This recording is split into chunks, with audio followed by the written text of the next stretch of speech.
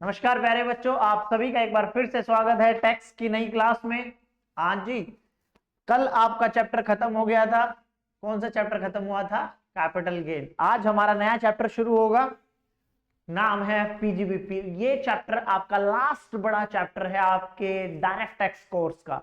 इसके बाद बड़े ही छोटे मोटे नन्हे मुन्ने चैप्टर्स बचेंगे आपके, वो भी हम जल्द से जल्द कंप्लीट करने की कोशिश करेंगे।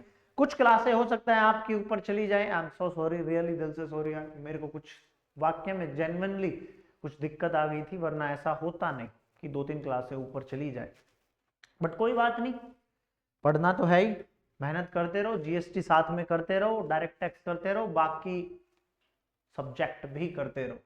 क्योंकि देखो, मैं तो अपने सब्जेक्ट का कह सकता हूँ, बाकी सब्जेक्ट का कैसे कहूँ? आप बात समझ रहे हैं? क्योंकि अपने सब्जेक्ट को पढ़ाना मेरी जिम्मेदारी है, बाकी सब्जेक्ट को पढ़ाना मेरी जिम्मेदारी नहीं है। तो बाकी जो सब्जेक्ट हैं उनकी अदर टीचर्स कहेंगे, और मेरे सब्जेक्ट की मैं कहूँगा। थैंक यू सो मच इतना अच्छा रिस्पॉन्स देने के लिए, दिल से थैंक यू। जो अदर बैचेस हैं वो भी काफी अच्छा रिस्पॉन्स आ रहा है आप सभी का, तो एप्रिशिएशन है कहीं ना कहीं टीचिंग का, कहीं ना कहीं टीचिंग स्टाइल का। तो अच्छा लगता है जब बच्चे अप्रिशिएट करते हैं कि सर, पहले जो दिक्कतें थी डायरेक्ट टैक्स में वो अब दिक्कतें नहीं हैं, जो बेसिक दिक्कतें थी वही खत्म हो गई, तो एडवांस वाली तो अपने आप हो जाएगी। शुरू में सर कई कॉन्सेप्ट मगअप करने पड़ते थे कि बस रट लिया, एग्जाम में जाके भूल भी जाते थे नर्वसनेस में। अब लगता है कि बच्चे नहीं भूलेंगे, क्योंकि इतना अच्छा, मतलब समझो रिस्पॉन्स कैसे आता है बच्चों, इतना अच्छा रिस्पॉन्स आता है कि सर अब बेस से समझाए तो अब भूलने का कोई सवाल ही पैदा नहीं होता।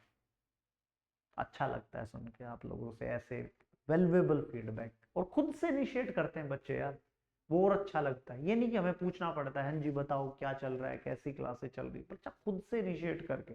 अब कई बच्चों की मैं जनरली बताऊं, जिन जिन ने अभी ये हमारे बैचेस खरीदे हैं, बिल्कुल 2-3 बैच हमारे चल रहे हैं, एग्जाम ओरिएंटेड बैच है दोनों तीनों, फास्ट ट्रैक बैच भी है, प्रैक्टिस बैच भी है, सारे के सारे। बट साथ में उन्होंने ये भी कहा कि सर आप जीएसटी का अभी से ही करवा दो। यार मैं जीएसटी का अभी से करवा तो दूं, लेकिन समस्या ये है कि बहुत बड़ी समस्या है। क्या समस्या आ गई? समस्या ये है कि जो मेरे नोट्स हैं फिजिकल क्लासेस वाले जीएसटी के, वो नोट्स मैंने ऐसे ही बना दिए, अब बन रहे हैं वो धीरे धीरे धीरे धीरे। तो वो नवंबर के लिए तो अवेलेबल हैं, लेकिन मई के लिए इतने शॉर्ट पीरियड में पूरी की पूरी बुक्स इस फॉर्मेट में लेके आना बहुत डिफिकल्ट हो जाएगा मेरे लिए भी। और मैं आपको फिर कहता हूँ, मैं जल्दबाजी में खिचड़ी नहीं करना चाहता हर चीज को। बी पेशेंट, बी, सारी चीजें ठीक है, आराम से होंगी, आराम से हम लोग करेंगे, आप और हम मिलकर। तो कोई दिक्कत नहीं, जहां भी आप पढ़ रहे हो बेस्ट टीचर से पढ़ रहे हो, हमेशा ये बात दिमाग में रखा लो। कभी भी फैकल्टी, हर फैकल्टी, हमेशा याद रखना, हर फैकल्टी अपना 100% देकर पढ़ाती। तो बस ये कि कईयों का तरीका अलग हो जाता है पढ़ाने का, दैट्स इट। बाकी देखो, हर कोई टीचर, मैं हूँ डायरेक्ट टैक्स का टीचर, डायरेक्ट टैक्स की और भी फैकल्टीज हैं, वो भी पढ़ाएंगे आपको। ऐसा नहीं कि वो पढ़ाएंगे नहीं, सब पढ़ाएंगे, बट वो एक वे ऑफ कम्युनिकेशन, एक एक आपका और मेरा जो कनेक्टिविटी है वो एक इनलाइन करनी होती है। मेन जो स्टूडेंट के साथ एक हमें रिलेशन बनाना होता है, वो ऐसा बनाना होता है कि जो मैं कहूँ एकदम सीधा उसके दिमाग में जाकर उतर जाए, इतना बेस से उसको पढ़ाया जाए, एकदम एकदम सिंपल लैंग्वेज में वो चीज प्रोड्यूस की जाए आपके सामने। बात समझ रहे हैं? तो ये चीज होती है, तो आप लोगों को समझना जरूरी होगा। तो मैं बात डिस्कस कर रहा था किसकी? जीएसटी की। तो जीएसटी का अभी पॉसिबल नहीं है, मई के लिए तो खासकर पॉसिबल नहीं है। हाँ, लेकिन जो आपके छोटे, मैं दुआ करूंगा भगवान से कि आप लोग सारे के सारे मई 24 में क्लियर हो जाओ। और जो आपके छोटे भाई बहन हैं, आपके कुलीग्स हैं, जो आपसे जूनियर हैं, या खुदा ने खासा किसी का अटेम्प्ट ना निकले, तो आप उनको जरूर रेफर कीजिएगा नवंबर 2024 के लिए। अगर आपको ये बैच वाक्य में जेन्युइनली आपको लगा हो कि हाँ यार, टीचर ने जो हमने टीचर को प्रोवाइड किया उसके बदले में टीचर ने कई गुना हमें दिया है। मेरी हमेशा कोशिश ये रहती है यार, अगर मैंने 1 रुपया भी आपसे लिया है ना, तो मैं उसका 100 रुपया आपको बनाकर, तब जाकर कहीं ना कहीं वैल्यूएबल चीजें क्रिएट होती हैं, आपकी सोच डेवलप होती है, आप डेवलप होते हो। और सीए इंटर पे तो खासकर आगे जाके इंटर्नशिप शुरू करनी है, आप बात समझ रहे हैं? और मैंने बताया ये टैक्स कहीं ना कहीं पीछा छोड़ता नहीं है, साथ बना ही रहता है। ठीक है? तो अच्छे फीडबैक के लिए थैंक यू सो मच यार, बहुत बहुत थैंक यू। अच्छा लगता है जब आप लोग इतना अच्छा फीडबैक देते हो, सुनकर अच्छा लगता है कि कहाँ बच्चा बैठा है महाराष्ट्र में, कहाँ बच्चा चेन्नई से फोन करता है यार, राजस्थान से काफी बच्चे जुड़े हुए हैं। अच्छा लगता है कि यार इतनी दूर आज तक हम उनसे मिले नहीं हैं, कोई वो नहीं है, फिर बच्चे हमें कहते हैं कि सर ये प्रॉब्लम थी, ये था, दिस दैट। अब चीजें इन लाइन हो रही हैं, चीजें समझ आ रही है, कॉन्फिडेंस बिल्ड हो रहा है, तो अच्छा लगता है सुनकर। चल, हाँ जी, तो हम नया चैप्टर शुरू कर रहे हैं। तारीख डाल लो, नोटबुक निकाल लो। तारीख है आज 23 फैब। कल हमने छोटी सी क्लास ली थी, आज हम बड़ी क्लास लेंगे, लेकिन ये क्लासें पार्ट्स में आएंगी। ठीक है, आज पार्ट 1 पार्ट 2 दो क्लासें होंगी आज की। तो तारीख है आज 23 फैब 2024। क्या हो गया भाई, हैं दिख ही नहीं रहा है? अच्छा जी, ऐसी बात आ गई क्या? एक सेकंड का जी, जरा सा वो करना। क्या हो गया, हमारे टीम वाले भाई साहब को बुलाते हैं, टेक्नीशियन बंदे को। क्या प्रॉब्लम है जी?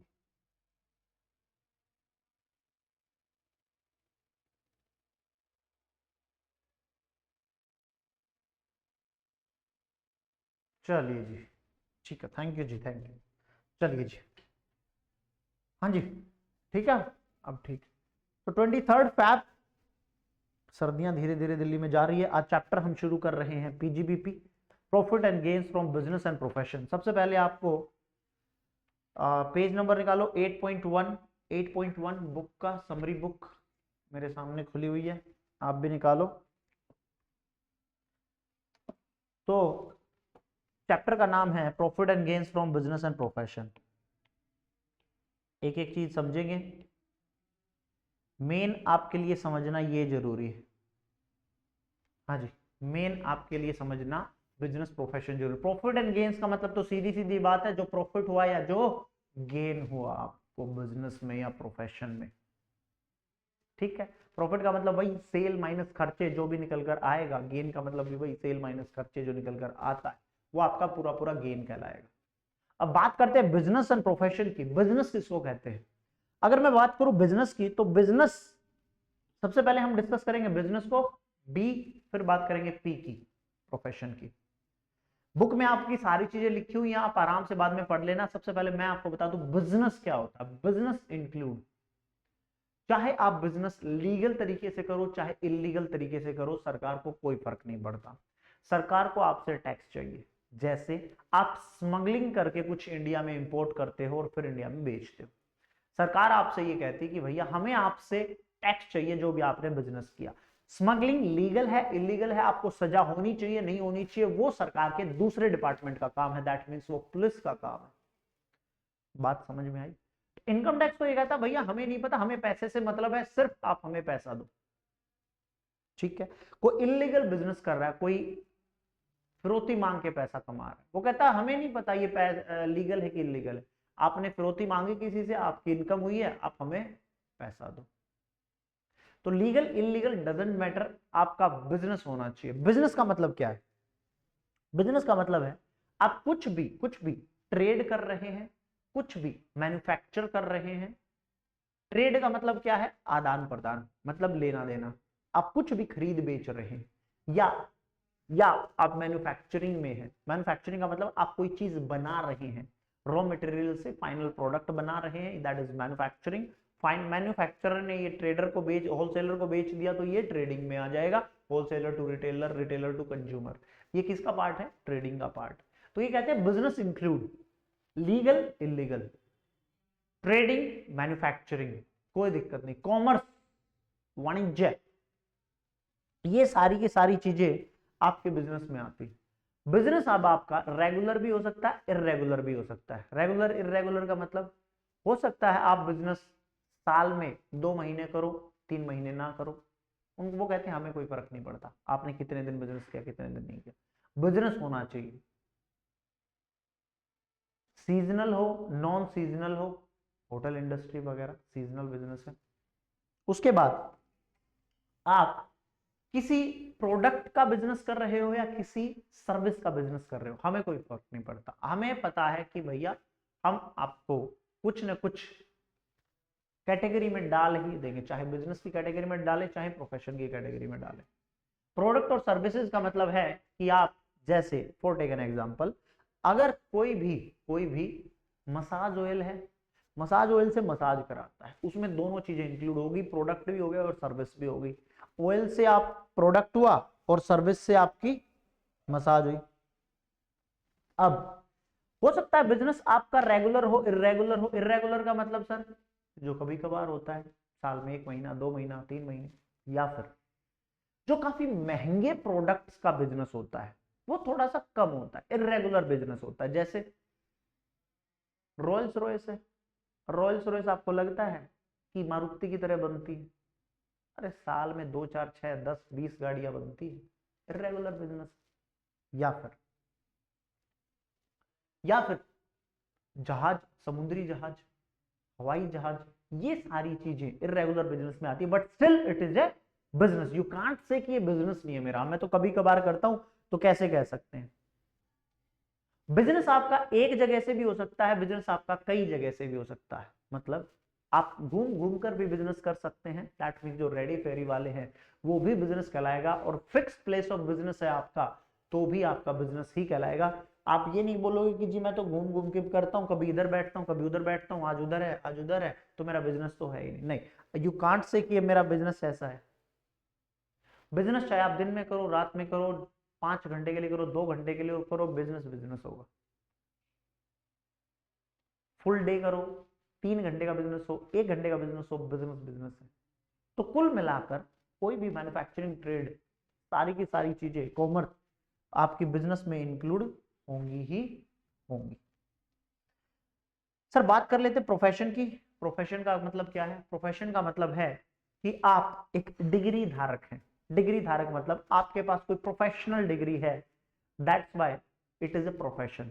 आई एम ए चार्टर्ड अकाउंटेंट, मैं एक प्रोफेशनल हूं, मेरा एक प्रोफेशन है chartered accountancy. Doctor, lawyer, architecture, ये सारे के सारे, इंजीनियर, ये सारे के सारे क्या कहलाएंगे? प्रोफेशनल्स। Profession include vocation. आपके सामने बुक खुली होगी, उसमें पढ़ते रहो, मैं हालांकि रीड करवाऊंगा बट स्टिल आप पढ़ते रहो उसमें। Profession include vocation. वोकेशन का मतलब देखिए, कोई होता है पढ़ा हुआ, कोई होता है कढ़ा हुआ। मतलब कोई पढ़ा हुआ है, मेरे जैसा बंदा, I am a chartered accountant, मैंने भाई इंस्टीट्यूट की पढ़ाई कर रखी है, एक एग्जाम क्लियर कर रखे हैं, as simple as that, institute ने मुझे डिग्री दी तो अब मुझे राइट है कि मैं प्रैक्टिस कर सकता हूं। बट उसके अलावा मार्केट में कई ऐसे भी हैं जो सिंपल अकाउंटेंट हैं, वो पढ़े लिखे नहीं है, बट किसी सीए के साथ काम कर करके वो क्या हो गए? ट्रेंड हो गए। दैट मीन्स वो काम में से निकले हुए हैं, उन्होंने काम सीख रखा है, वोकेशन का पार्ट है। या फिर प्लम्बर, प्लम्बर कोई पढ़ाई नहीं करते, प्लम्बर कोई स्पेसिफिकली होती है पढ़ाई, आईटीआई होती है, और ये कई चीजों की पढ़ाई होती है, प्लम्बर वगैरह की भी। लेकिन इन जनरल जो आपके घर में प्लम्बर आते हैं वो ऐसे ही आते हैं, काम सीखे हुए आते हैं, वो 1 से 2, 2 से 3 सिखाए हुए। और कारपेंटर, ये सारे क्या है? वोकेशन है, वोकेशन। तो प्रोफेशन इंक्लूड वोकेशन ऑल्सो।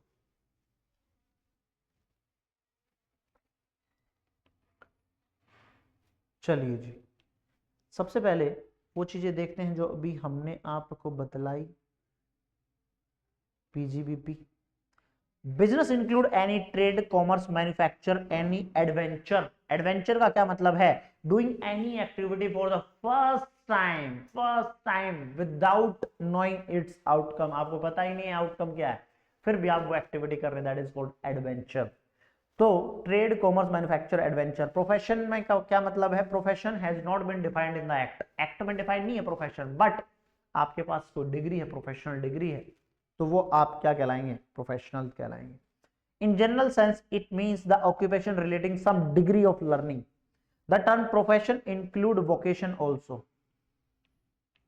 हाँ जी, profession include vocation also. Painter, sculpture, author, auditor, lawyer, doctor, architecture, architect, even an astrologer are person who are carried to carry on a profession. Profession include vocation. Business और profession और vocation. Income tax purpose के लिए, income tax purpose के लिए इनमें कोई भी difference नहीं। इमटेरियल, इमटेरियल है इनकम टैक्स के लिए। आप क्या कर रहे हो, उनको तो टैक्स चाहिए सीधा। मतलब बिजनेस इनकम पर क्या लगता है, स्लैब रेट लगता है कि कोई फिक्स रेट लगता है? सर बिजनेस इनकम पर तो स्लैब रेट लगता है, नॉर्मल इनकम है आपकी, तो उसको कोई फर्क नहीं पड़ता। उसको मतलब इनकम टैक्स को कोई फर्क नहीं पड़ता कि आप बिजनेस कर रहे हैं, आप प्रोफेशन में हैं, आप वोकेशन में हैं। वो कहते हैं सीधा सीधा आप अपनी इनकम निकालो और हमें बतला दो, हमें बतला दो। अब जब आप ये चैप्टर पढ़ेंगे, अब आप ये चैप्टर पढ़ेंगे, मैं इसका बेस बता देता हूं। इस चैप्टर का बेस क्या है? इस चैप्टर का सिंपल सिंपल बेस ये है भैया कि ये चैप्टर हमेशा लिंक करा जाएगा अकाउंट्स के साथ। मैं एकदम बेस बता रहा हूं, बेस एकदम मैं नींव रख रहा हूं अभी इस चैप्टर की। ये अगर क्लियर है ना, वो प्लस माइनस करना, कौन सा ऐड होगा कौन सा माइनस होगा, ये सब तुच्छी बातें हैं, सब एकदम आपके लेवल की है ही नहीं। You are a C inter student मेरे दोस्त, तो आप कैसे कह सकते हो कि यार ये मेरे लेवल की चीज है? वो बड़ी तुच्छी चीज है, बेस समझ लो बस इस चैप्टर का। हमेशा इस चैप्टर की खूबसूरती रही है कि इस चैप्टर को कंपेयर किया जाता है अकाउंट्स के साथ, as simple as that. Accounts में कुछ अलाउड होता है, इसमें कुछ अलाउड नहीं होता है। अकाउंट्स में आपको सब कुछ अलाउ करवाया जाता है, आप जो मर्जी चाहो P&L में डेबिट करो, लेकिन इनकम टैक्स में उसको डिस अलाउ किया जाता है। ऐसा क्यों?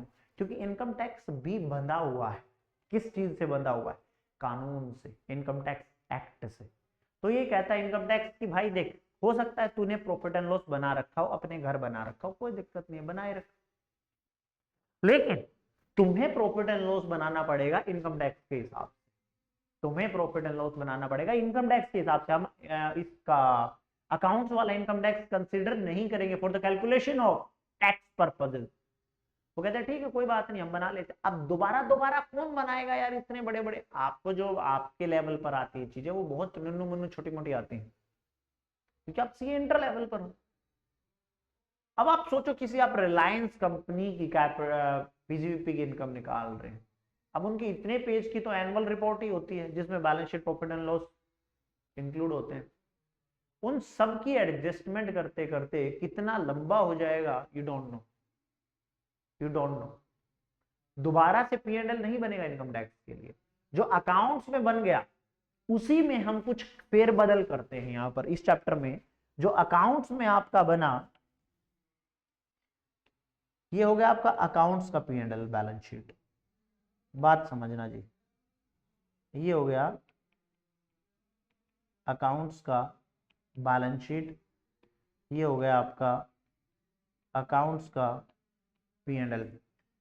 इसी में जो आपका नेट प्रॉफिट निकलेगा, इसी में जो आपका नेट प्रॉफिट निकलेगा, इसी को हम बेस बनाकर कुछ चीजें ऐड करेंगे, कुछ चीजें लेस करेंगे। किसके हिसाब से? इनकम टैक्स के हिसाब से।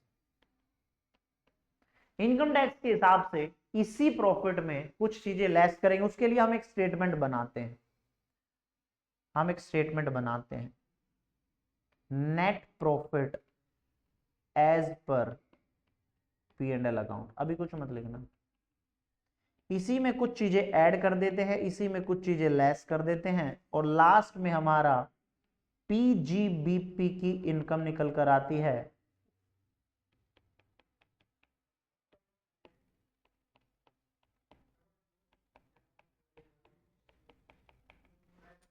जो भी लास्ट में निकल कर आएगा वो आपकी PGBP की इनकम हो जाएगी। जो भी लास्ट में निकल कर आएगा आपकी PGBP की इनकम हो जाएगी। बात समझ आई कि नहीं आई? बस आपको यही करना है कि जो भी आपका प्रॉफिट एंड लॉस है वो आप सीधा प्रॉफिट एंड लॉस का नेट प्रॉफिट उठाओ, उसमें कुछ प्लस करो कुछ माइनस करो, चैप्टर खत्म हो गया आपका। इतना ही चैप्टर था, सिर्फ इतना ही चैप्टर था, लिटरली इतना ही चैप्टर था, ये पूरा चैप्टर खत्म है। बस हमें पढ़ना क्या है कि ये जो net profit as per P&L account है, जो आपको क्वेश्चन में दिया रहेगा, आपको जो क्वेश्चन में दिया रहेगा, आपको ध्यान रखना करना क्या है। आपको हमेशा चीजें जो क्वेश्चन में दिया रहेगा, एक P&L अकाउंट, एक बैलेंस शीट, उसके नीचे दी रहेंगी कुछ एडजस्टमेंट पीजीबीपी। हाँ जी सर।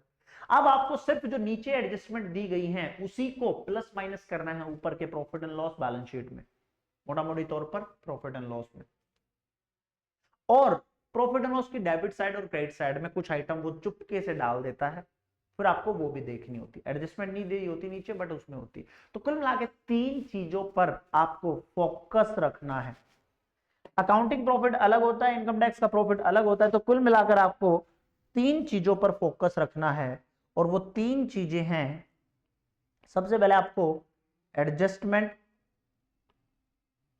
देखनी है, उसके बाद क्रेडिट साइड ऑफ P&L देखना है, उसके बाद आपको डेबिट साइड ऑफ P&L देखना है। ये लो जी, आपका होल चैप्टर यही है, आपका पूरा का पूरा चैप्टर यही है। आपको एडजस्टमेंट देखनी है, credit side P&L, debit side P&L, फिर जो भी निकल कर आएगा, जो भी निकल कर आएगा वो आपकी पीजीबीपी की इनकम कहलाएगी। यस और नो? यस। बोलिए जी। अब जो पीजीबीपी में 2 तरह के कॉन्सेप्ट करवाए जाएंगे, पीजीबीपी में 2 तरह के कॉन्सेप्ट करवाए जाएंगे। एक होता है डायरेक्ट मेथड, एक होता है इनडायरेक्ट मेथड। सबसे पहले इधर आ जाओ, प्रॉफिट। हाँ जी, मीनिंग ऑफ प्रॉफिट। प्रॉफिट आपका कैश में भी हो सकता है, काइंड में भी हो सकता है। Capital receipt are not taxable in PGBP. आप कैपिटल रिसिप्ट को पीजीबीपी में टैक्सेबल नहीं कर सकते। फॉर टेक एन एग्जांपल, आपको लोन मिली, कैपिटल रिसिप्ट है आपकी, आपको वो पैसा इनकम नहीं है आपकी। Voluntary receipt, payment received in advance, received in the course of business or profession would be treated as income in the hands of recipient. Purpose doesn't matter. Purpose for which profit earned business are immaterial. Doesn't matter. आपने purpose क्या था आपका, आपका ईमानदारी का purpose था, चोरी का पर्पस था, क्या पर्पस था हमें नहीं पता। It will be tax irrespective of manner and reason of application. आपने किस हिसाब से पैसा कमाया मैटर नहीं करता, लीगलिटी नहीं मैटर करती। Even the profit earned by illegal source is also taxable. Distinct business का मतलब क्या है, आप अलग अलग तरीके से बिजनेस कर सकते हैं। हो सकता है आपका चावल का ट्रेडिंग का बिजनेस हो सकता है आपका कपड़े का भी साथ में बिजनेस हो सकता है आपका कुछ मैन्युफैक्चर करने का भी बिजनेस हो, साथ में सर्विस भी हो। तो इन सब को कंबाइंड करके पीजीबीपी की टोटल इनकम बताई जाएगी। अगर आपके 3 बिजनेस हैं तो तीनों बिजनेस की इनकम निकाल के तीनों को कंबाइंड किया जाएगा और आपकी क्या निकलेगी, पीजीबीपी की income. Tax is chargeable on the aggregate profit of all the business carried on by the SSC, even though the computation of profit done is separately. Basis of charge, capital receipt आपकी कभी taxable नहीं होती, capital loss आपके deductible नहीं होते। Compensation for loss of office आपका PGBP कहलाएगा। मतलब अगर आपने कोई बिजनेस छोड़ा है, अगर आपने कोई बिजनेस छोड़ा है, any compensation or other payment due to or received by any person in relation to termination or modification of the term and condition of any contract related to business. आपका कोई contract था किसी के साथ, आपने वो कॉन्ट्रैक्ट मॉडिफिकेशन चेंज कर दिया, उसके बदले में कुछ पैसा है। जैसे भैया कॉन्ट्रैक्ट में आपकी 10 बातें लिखी हुई थी, वो बोले 2 को हटा दो, ऑलरेडी कॉन्ट्रैक्ट बना हुआ, तो वो कह रहे रिन्यू कर लेते हैं, 2 को हटा देते हैं, हम आपको 2 लाख रुपए देंगे। पीजीबीपी की इनकम कहलाएगी। ट्रेड प्रोफेशनल एसोसिएशन की पीजीबीपी की इनकम। एक्सपोर्ट इंसेंटिव भी आपकी पीजीबीपी की इनकम। एक्सपोर्ट इंसेंटिव का मतलब कई बार आप कुछ ऐसे प्रोडक्ट बनाते हैं, जैसे रबड़ हो गई, अगर आप कुछ ऐसे प्रोडक्ट बनाएंगे जो आप एक्सपोर्ट करेंगे, तो आपको उस पर कुछ ड्यूटी पे करनी पड़ेगी। हाँ जी, बाद में वो आपको रिफंड मिल जाती है, कॉल्ड पीजीबीपी की income. Cash assistance against export under in the scheme of government of India. Custom duty और एक्साइज ड्यूटी रीपेड और repayable duty drawback, cash compensatory spot, CCS, cash compensatory spot duty drawback. आपने कोई duty पे की थी, वो आपको बदले में मिल गई। अगर देखिए किसी एसेट के अगेंस्ट कोई ड्यूटी पे की थी, 2 बातें होती है। अगर आपने कोई एसेट के अगेंस्ट ड्यूटी पे की थी वो आपको मिल गई तो कॉस्ट में से माइनस कर देंगे एसेट की। लेकिन अगर आप नॉर्मल बिजनेस में कोई ड्यूटी पे की थी तो वो आपकी पीजीबीपी में मानी जाएगी इनकम। यस और नो? टैक्सेबल ओन पीजीबीपी अगर आपका कोई भी ड्यूटी ड्रॉबैक वगैरह है, कैश कंपनसेटरी सपोर्ट है। Remuneration, commission, interest, partnership firm, already told you कि आपको अगर रेम्युनरेशन मिल रही है, इंटरेस्ट मिल रहा है या कमीशन मिल रहा है, ये सारी की सारी चीजें कहां टैक्सेबल हो जाएंगी? सर पीजीबीपी में। लेकिन profit from partnership firm exempt under section 210 2A।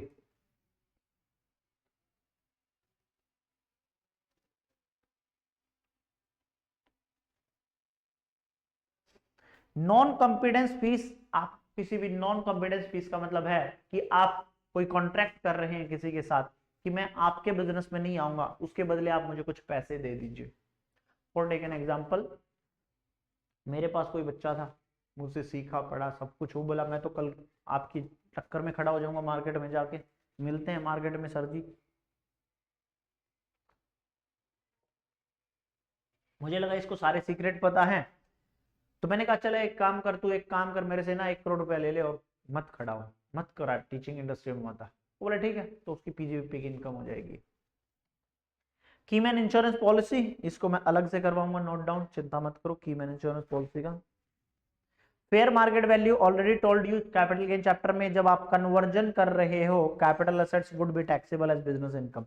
अगर आप स्टॉक इन ट्रेड से कन्वर्ट कर रहे हो किसमें? कैपिटल एसेट्स में।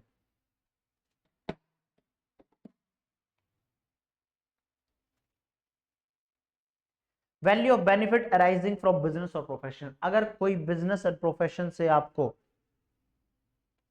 कुछ बेनिफिट मिला है, चाहे नेक्सस डायरेक्ट नेक्सस है या फिर इनडायरेक्टली मिला, मतलब डायरेक्टली कनेक्टेड है या इनडायरेक्टली कनेक्टेड, अगर बेनिफिट्स, कुछ भी बेनिफिट रिसीव हुआ, बेनिफिट का मतलब आप डॉक्टर थे, डॉक्टर नहीं आप लॉयर थे या चार्टर्ड अकाउंटेंट थे, और आपको, आपने किसी का कोई केस जितवा दिया, तो बदले में क्लाइंट खुश होकर फीस के अलावा आपको एक स्मार्ट वॉच भी गिफ्ट करके गया, that is taxable in PGBP.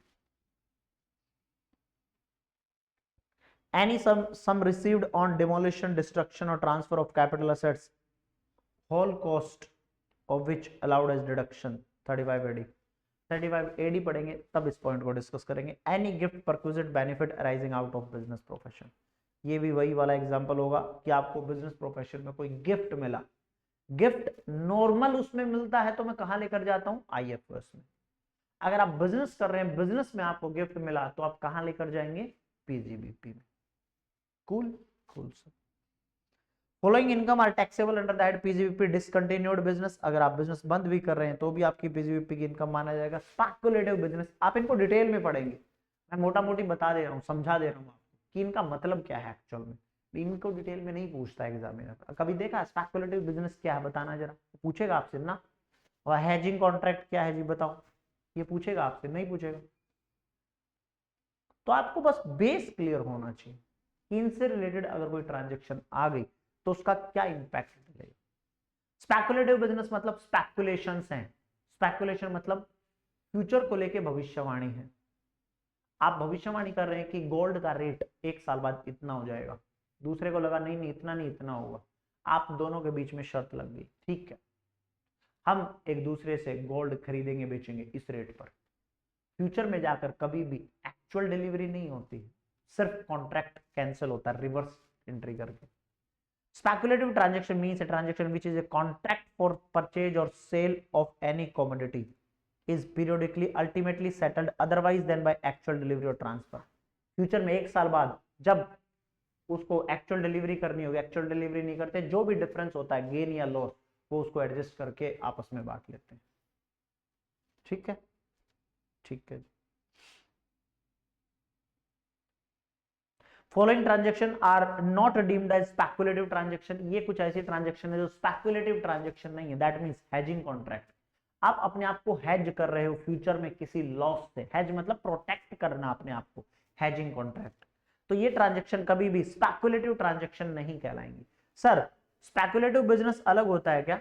हाँ, स्पेकुलेटिव बिजनेस अलग होता है, नॉर्मल बिजनेस अलग होता है। नॉर्मल बिजनेस मतलब दाल, दवा, चीनी खरीद ली, बेच लिया आपने, टेक्सटाइल का काम कर लिया आपने, कोई प्रोडक्ट मैन्युफैक्चर करके बेच दिया, that is all normal business activity. Speculative business मतलब अगर आप कोई कॉन्ट्रैक्ट कर रहे हैं फ्यूचर के लिए और फ्यूचर में जाकर उसकी एक्चुअल डिलीवरी भी नहीं ले रहे हैं। मैं आपसे कॉन्ट्रैक्ट करता हूं 1 साल बाद मैं आपसे 1 किलो सोना खरीदूंगा इस रेट पर, XYZ रेट पर। जब मैं फ्यूचर में गया XYZ रेट पर, मुझे आपसे सोना नहीं चाहिए, जो भी डिफरेंस होगा एक्चुअल तो अलग रेट होगा ना, 1 साल बाद एग्जैक्टली मुझे नहीं पता, जो भी दोनों का डिफरेंस होगा, जो मैंने रेट पर किया था कि 1 साल बाद इस रेट पर खरीदूंगा और एक्चुअल में जो रेट होगा, दोनों का जो नफा नुकसान होगा वो शेयर कर लिया जाएगा। That is called speculation business. Speculation business is different from normal business. क्यों सर? क्योंकि नॉर्मल बिजनेस और स्पेकुलेशन बिजनेस का अगर लॉस होता है, प्रॉफिट एंड लॉस, ध्यान देना, profit and loss resulting from speculative transaction must be treated as separate and distinct from other businesses. Other business से आप इसको अलग डिस्टिंक्ट करेंगे। क्यों? उसका रीजन ये है कि बिजनेस के जो लॉस हैं, loss from speculative business can be set off only against the business, only the profit of speculative business। जो स्पेकुलेटिव बिजनेस के लॉस हैं वो आप सिर्फ सेट ऑफ एडजस्ट कर सकते हैं, कहां से? स्पेकुलेटिव प्रॉफिट से। नॉर्मल बिजनेस से आप नहीं कर सकते। मान लो आप शेयर मार्केट में ट्रेडिंग करते हैं, एक दिन आपका मन आया और आपने स्पेकुलेशन ट्रांजेक्शन में घुस गए, साथ में आपका आरडी का भी काम है, साथ में आपका ट्रेडिंग का भी काम। तो आप इन दोनों को अगर बाई चांस मान लीजिए स्पेकुलेटिव ट्रांजैक्शन में आपको लॉस हो गया फ्यूचर वाले में, तो आप उस लॉस को नॉर्मल वाली बिजनेस से सेट ऑफ नहीं कर सकते, उस लॉस को आपको कैरी फॉरवर्ड करना पड़ेगा और वो उसी की इनकम से अगले सालों में उसी इनकम से सेट ऑफ। तो hedging contract in respect of raw material merchandise, hedging contract in respect of stock and shares, forward contract, ये सारे के सारे ट्रेडिंग इन डेरिवेटिव आपको सिर्फ याद करने हैं 5 नाम, आगे नहीं समझना, मोटा मोटी मैंने समझा दिया। Hedging contract in respect of raw material, hedging contract in respect of stock and shares, forward contract, और दो ये trading in derivative, trading in commodity derivative. ये सारे आपके सीए फाइनल लेवल के कॉन्सेप्ट हैं, सीए इंटर पर ये नहीं आते, आई डोंट थिंक सो। अब सिलेबस चेंज हुआ है, हो गए तो हो भी गए, वरना ये डेरिवेटिव क्या होता है, कॉमोडिटी डेरिवेटिव क्या होता है, हेजिंग कॉन्ट्रैक्ट क्या होता है, फॉरवर्ड कॉन्ट्रैक्ट क्या होता है, ये सारे के सारी चीजें जो डिस्कशन हो आपको सिर्फ याद रखना है। वो हो सकता है आपसे थ्योरी पूछ ले कि बताइए कौन कौन से ऐसे बिजनेसेस हैं सो स्पेकुलेटिव बिजनेस नहीं है but they are look like similar to speculative business, ये बिजनेस है hedging contract, forward contract. Read once इसीलिए लिखा हुआ है साथ में, रीड वंस, एक बार रीड कर लेना बस, उतना ही बात है। Relevance of method of accounting, देखिए पीजीबीपी में मेथड ऑफ अकाउंटिंग मैटर करती है, पीजीबीपी में मेथड ऑफ अकाउंटिंग मैटर करती है, आईएफओएस में मेथड ऑफ अकाउंटिंग मैटर करती है। आप कैश सिस्टम फॉलो करते हैं कि मर्केंटाइल सिस्टम या एक्रूअल सिस्टम फॉलो करते हैं, वो इन 2 चैप्टर्स में मैटर करता है, पीजीबीपी और आईएफओएस में।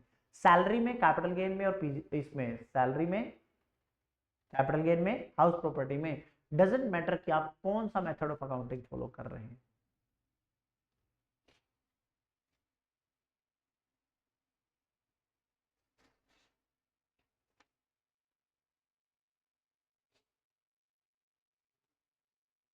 अगर आप एक्रूअल बेसिस फॉलो कर रहे हैं, एक्रूअल बेसिस फॉलो कर रहे हैं, तो फिर आपको एक्रूअल बेसिस के हिसाब से ही उसकी कैलकुलेशंस करनी पड़ेंगी।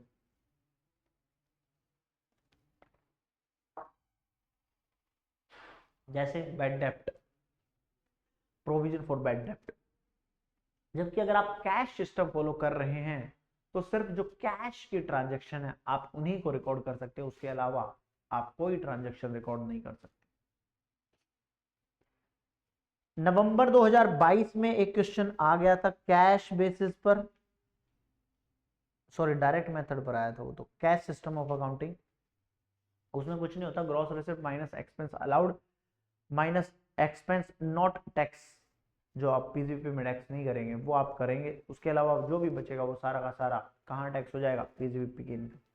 सर नहीं समझ आया, आई नो समझ नहीं आया होगा। मेथड ऑफ अकाउंटिंग इतने सर, 2 मेथड, एक एक्रूअल बेसिस पर और एक कैश बेसिस पर। ये दोनों मेथड कहां पर लगेंगे, पीजीबीपी और आईएफओएस में। अगर आपका एक्चुअल बेसिस फॉलो कर रहे हो, अगर आप एक्चुअल बेसिस फॉलो कर रहे हो बिजनेस में, तो आप खर्चे डेबिट कर सकते हो, जैसे बैड डेब्ट है, प्रोविजन फॉर बैड डेब्ट है, ये सारी चीजें माइनस कर सकते हो। लेकिन अगर आप कैश सिस्टम फॉलो कर रहे हो तो फिर आप माइनस नहीं कर पाओगे, क्योंकि कैश में ट्रांजेक्शन होगी तभी आप उसको रिकॉर्ड कर सकते हो, अदरवाइज यू कांट। बरोबर बरोबर।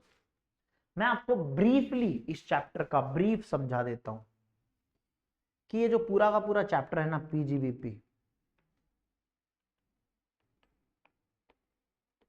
कितने पार्ट्स में बटा हुआ है, 2 पार्ट्स में ये बटा हुआ है, एक इनकम एक एक्सपेंस।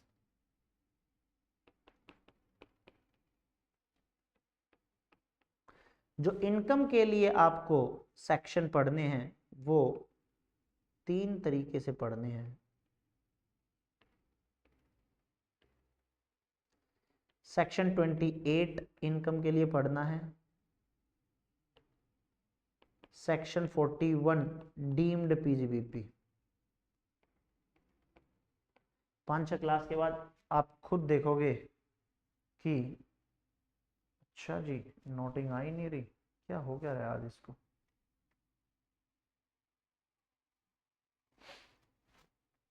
हाँ जी, 5-6 क्लास के बाद आप खुद देखोगे। चलो नोट डाउन करो कि ये सारी चीजें आपने पढ़ ली हैं। सेक्शन 28, सेक्शन 41 डीम्ड पीजीबीपी और section 44 double A, 44 AD, 44 ADA, 44 A, ये सारे के सारे क्या हैं आपके इनकम के सेक्शन है पीजीबीपी में। एक्सपेंस के 2 पार्ट्स में, अलाउड और डिसअलाउड।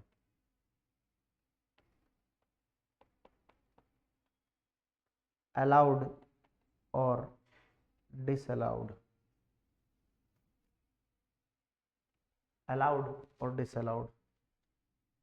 अलाउड में क्या है आपका और डिसअलाउड में क्या है आपका। अलाउड में आपके सेक्शन 32 37 1 तक जाते हैं और इसमें 38 to 44 ये सेक्शन फॉलो करने हैं। पूरा इनकम टैक्स, पूरा पीजीबीपी आपका सिर्फ इतना है। जो बच्चे घबराते रहते हैं ना, ये रहा सामने आपका पीजीबीपी चैप्टर, मैंने टुकड़ों में बांट दिया।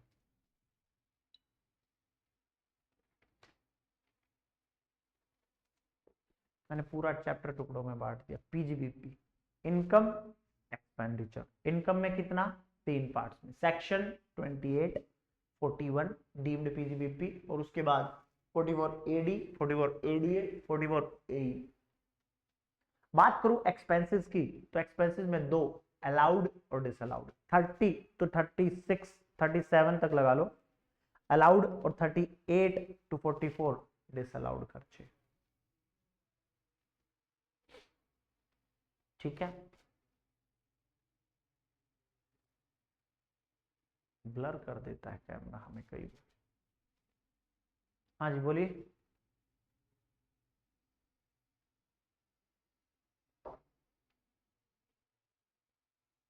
समझ आया कि नहीं आया? आ गया सर। चलो सबसे पहले लिखो कीमैन इंश्योरेंस पॉलिसी। टुकड़ों में बांटते चलेंगे, टुकड़ों में बांटते चलेंगे। Keyman insurance policy,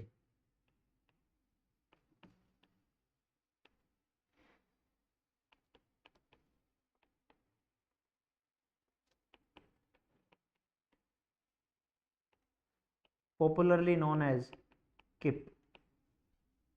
keyman insurance policy, देखिए कीमैन इंश्योरेंस पॉलिसी 3 तरीके से हो सकती है। क्या हो,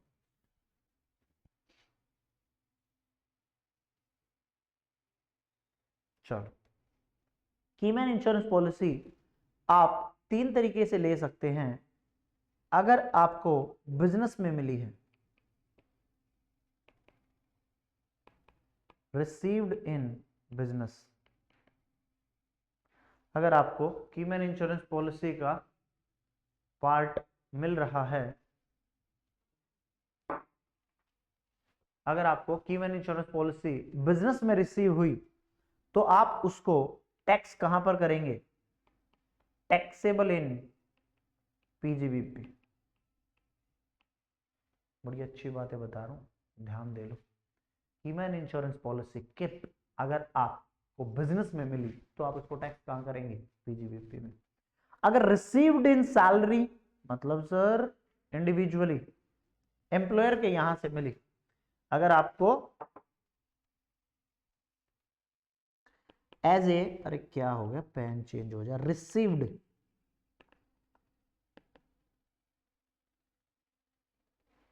as employ, received as employ, तो आप इसको टैक्स कहां करेंगे? सर ऑब्वियसली सैलरी हेड में। और अगर आपको ये रिसीव हुई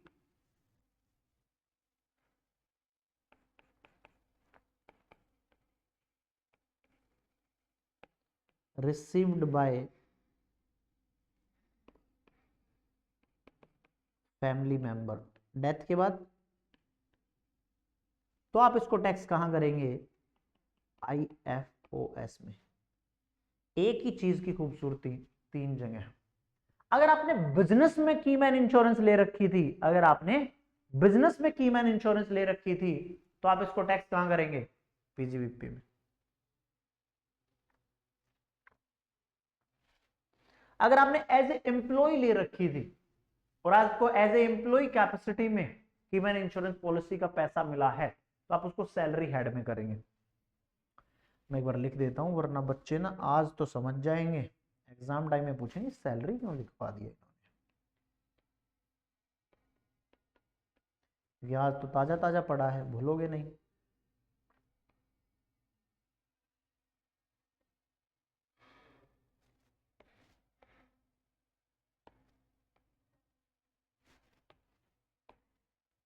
ठीक है, तो कीमैन इंश्योरेंस पॉलिसी का पैसा आप तीन जगह इसको बाइफरकेट करेंगे।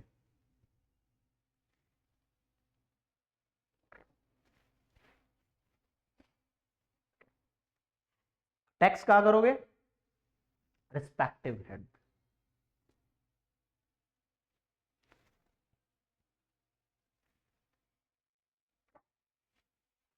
मैंने एक चीज पढ़ाई आपको अभी, फिर क्या पढ़ाया था, बुक में जाओ, ये वाली लाइन देखो, any gift perquisite arise out of benefits arise out of business और प्रोफेशन।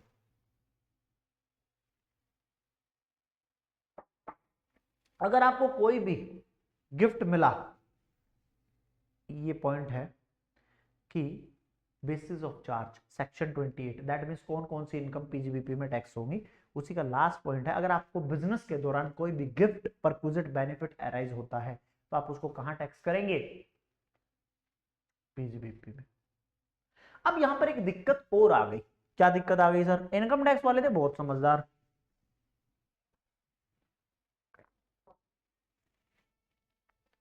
अगर बाई चांस आप डॉक्टर हैं, यू आर ए डॉक्टर, और आपको कोई गिफ्ट देता है तो कभी भी डॉक्टर के रूल्स रेगुलेशन कोड एथिक्स के हिसाब से वो कभी गिफ्ट एक्सेप्ट नहीं कर सकते। फॉर टेक एन एग्जांपल, हमारे सीए इंस्टीट्यूट के अपने कोड ऑफ एथिक्स है, आप ऑडिट के साथ ये चैप्टर पढ़ते हैं। जी सर। तो उसमें आप गिफ्ट एक्सेप्ट नहीं कर सकते डॉक्टर के लिए। एज चार्टर्ड अकाउंटेंट आप ले सकते हैं, डॉक्टर्स नहीं ले सकते। तो पीजीबीपी में इन्होंने लिखा, अगर आप ऐसे प्रोफेशन में हैं या ऐसे बिजनेस में हैं जिसके रूल्स रेगुलेशन मना करते हैं आपको गिफ्ट लेने से, तो तो कभी भी आप गिफ्ट नहीं लेंगे। और सामने वाले ने अगर बिजनेस में ही दिया है तो वो उसको खर्चा भी अलाउ नहीं होगा। सर कोई एग्जांपल दो ना। एग्जांपल अभी देता हूं।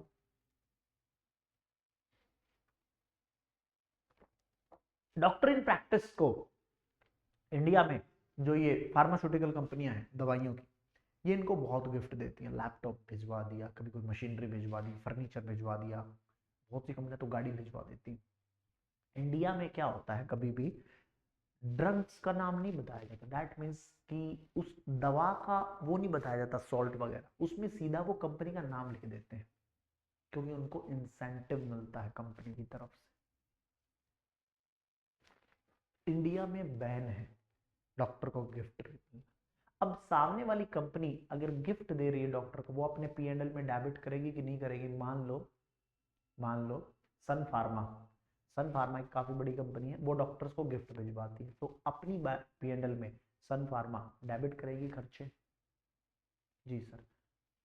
डॉक्टर उसको क्या करेंगे? इनकम कंसीडर करेंगे तरीके से। हाँ सर, लेकिन डॉक्टर के एक्ट में, डॉक्टर के कोड ऑफ एथिक्स में ये मना है कि आप यू कांट एक्सेप्ट गिफ्ट। अगर डॉक्टर गिफ्ट एक्सेप्ट नहीं कर सकता तो सन फार्मा को खर्चा अलाउ नहीं करने दिया जाएगा। सन फार्मा को खर्चा अलाउ करने नहीं दिया जाएगा।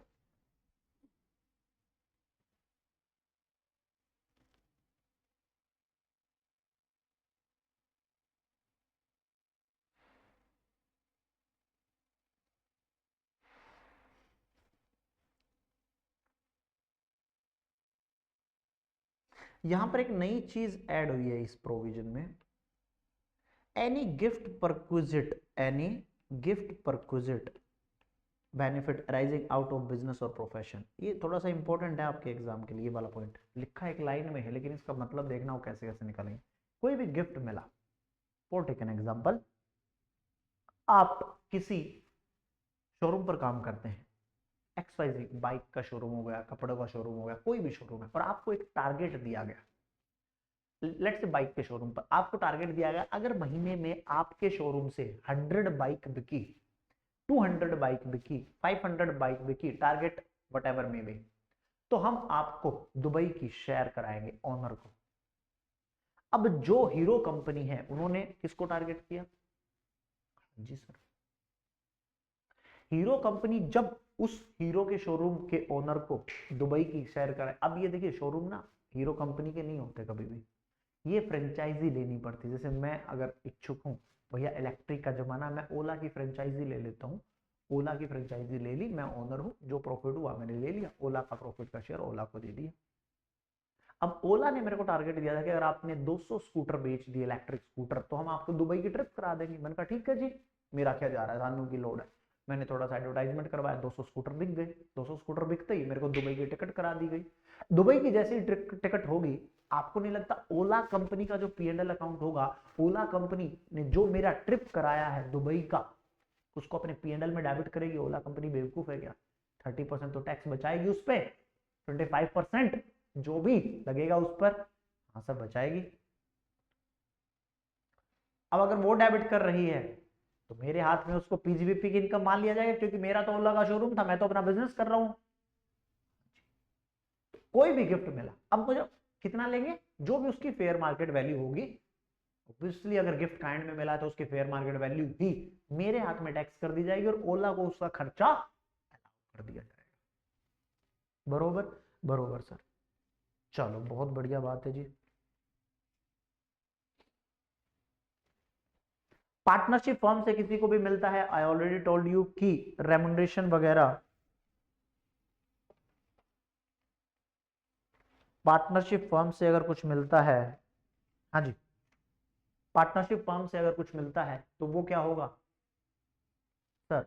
अगर पार्टनरशिप फर्म से रेमुनरेशन मिली, PGBP मान लिया जाएगा, इंटरेस्ट ऑन कैपिटल PGBP मान लिया जाएगा, प्रॉफिट एग्जेम्प्ट हो जाएगा 10(2A) में। ठीक है, ठीक है जी।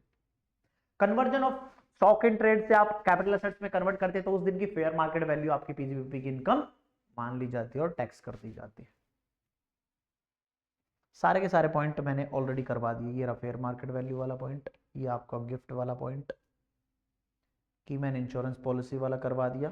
कि मैंने इंश्योरेंस पॉलिसी, मैंने कहा था मैं लिखवाऊंगा इस चीज को, आज तो भाई कुछ तो दिक्कत है हमारे इस सिस्टम में। क्या दिक्कत है? पता है क्या होता है दोस्त? 2 मिनट रुको, मैं तुम्हें समझाता हूँ, जिंदगी का फलसफा समझाता हूँ तुम्हें मैं। हमेशा जो भी दिन चल रहे हो ना आपके, 2 मिनट रुको अभी बताता हूँ, जो भी दिन चल रहे हो हमेशा उसको मानना कि वो आपकी लाइफ के बेस्ट दिन है। नॉर्मल अगर डे चल रहे हैं, जैसे आपने सोचा कि आप CA बन जाएंगे, कोई दिक्कत नहीं, आपका ड्यू टू कोई भी कारणवश अटेम्प्ट नहीं दे पाए, मत सोचो कि आपके साथ गलत हुआ है, सोचो अच्छा हुआ है। क्योंकि जब गलत होने को होता है ना, आज मैं देख रहा हूँ परेशानियां कितनी आ रही है, और ये परेशानी यहाँ नहीं आ रही, अराउंड हर जगह आती है। तो जब मैं देखता हूँ ना, तो मुझे लगता है वो कुछ टाइम पहले तक क्या सब नॉर्मल चल रहा है, अब दिक्कतें जब आनी शुरू होती हैं तो बंदे को पता चलता है कितनी दिक्कतें आ गई, मुझे तो वही जिंदगी ठीक थी जब हम नॉर्मल थे। बेशक आप वो अचीव नहीं कर रहे जो आपको अचीव करना था, बट आप स्टेबल तो थे, आप डिक्रीजिंग वे में तो नहीं थे।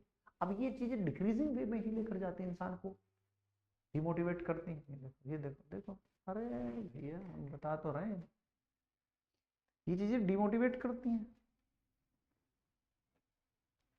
तो always thanks to God whatever happening in your life, क्योंकि गॉड जब खराब करने पर आता है वो बहुत कुछ खराब करता है जिंदगी से, ये हमेशा याद रखना। तो ऑलवेज कि मुझे तो टाइम ही नहीं मिला, मुझे तो ये नहीं मिला, जितना टाइम मिल रहा है उतने में पढ़ो, जो कुछ हाथ में है उसी से पढ़ो। ये नहीं अरे मुझे तो फला फला टीचर से क्लास लेनी थी, मुझे तो ये रंगीन किताब खरीदनी थी, मुझे तो इस चीज से पढ़ना था, ये सब नौटंकी है। जो है वो पढ़ो, बेस्ट टाइम है, वरना टाइम खराब होता है ना दोस्त, मैं सच बता रहा हूँ तुम्हें, आप पत्ता भी नहीं हिला सकते, पत्ता भी नहीं हिला सकते। और इसका मैं वो पता है कब होता है, ये महसूस ये चीजें कब होती। अब हम भी जब कॉले कॉले आपकी तरह बच्चे थे, सी इंटर, हमारे टाइम पे आईपीसीसी फाइनल होता था, तो उस टाइम पे बड़ा जोश जुनून सिर पे कि यार हम तो लोहे का सरिया सरिया मोड़ देंगे अपने। लेकिन जब कुदरत का करिश्मा चलता है तो वो अपने हिसाब से आपको मूवमेंट कराता है, आप हिल भी नहीं सकते। always always show gratitude in your life, whatever happening in your life, thanks God आपने यहीं तक रखा, इससे ज्यादा खराब नहीं होने दी, वरना वो खराब करने पर जब आया तन ऊपर वाला। तो कोई दिक्कत नहीं, थोड़ा बहुत अप्स एंड डाउन आते, अब ये छोटी मोटी चीजें, अब ये ब्लैक हो गए, पूछने को मैं भी गलिया सकता हूँ, चलो भगवान आपका शुक्र है कि आपने सिर्फ इस वायर में कोई दिक्कत हो रही है, सिर्फ वही हिला है, हमारी क्लास तो चलेगी, एक दो बार ऊपर नीचे कर लेते, चाहे तो प्रभु जी पता नहीं क्या कर ले, मैं तो कहना नहीं चाहता कॉस्मोस है भैया, क्यों कहूं। तो always say thanks to God. चलो इधर आओ सौरभ, कि क्या दिक्कतें आ रही हैं, एक बार हमेशा देखते रहना चाहिए। चलो स्क्रीन आपके सामने है, तो ये सारे के सारे पॉइंट्स मैंने कवर कराए कि कौन कौन सा पीजीबीपी हेड में कंसीडर होगा और कौन कौन सा पीजीबीपी हेड में कंसीडर नहीं होगा। शॉर्ट में मैंने कुछ चीजें बता दी। गिफ्ट वाला प्रोविजन थोड़ा सा याद रखना, हमेशा कोई भी अगर आपको गिफ्ट मिला तो उसकी फेयर मार्केट वैल्यू आपके हाथ में टैक्स कर दी जाएगी, जिसको भी बिजनेस के दौरान गिफ्ट मिला, और सामने वाले को उसका खर्चा अलाउ कर दिया जाएगा। It's cool, totally cool sir. चलो चैप्टर की शुरुआत करते हैं सेक्शन 37 के साथ, सेक्शन 37 के साथ। 37 क्या कहता है मेरा, स्पेसिफिक डिडक्शन, स्पेसिफिक डिडक्शन। 37 है मेरा जनरल डिडक्शन का सेक्शन, जिसमें आपको कहा जाता है कि कौन कौन से खर्चे अलाउड होंगे और कौन कौन से खर्चे अलाउड नहीं होंगे। देखिए पीजीबीपी में मैंने आपको एक चार्ट बनवाया था अभी, आपका इधर देखो ये वाला चार्ट। एक्सपेंस में 30 to 37 जो भी खर्चे लिखे हैं वो सारे अलाउड हो जाएंगे। इनकम कहाँ लिखी, सेक्शन 28 में। अभी हम सेक्शन 28 ही पढ़ रहे थे, जिसमें कि मैंने इंश्योरेंस पॉलिसी था, cash compensatory, duty drawback, normal income, अगर आपके पीजीबीपी में हमारी कोई गिफ्ट मिला, ये सारी की सारी चीजें कहाँ थी, सेक्शन 28 में इनकम कंसिडर करते हुए। 30 to 37 में जो भी एक्सपेंसेस हैं वो आपको अलाउड हो जाएंगे।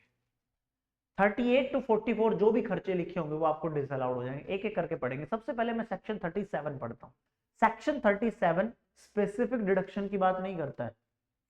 सेक्शन 37 अभी रुकेगा ना, हाँ ठीक। सेक्शन 37 जनरल डिडक्शन की बात करता है। 30 to 36 स्पेसिफिक सेक्शन स्पेसिफिक की बात करेगा। 37 अभी हम देखेंगे स्पेसिफिक कैसे। स्पेसिफिक ये देखो, जैसे सेक्शन आपका पेज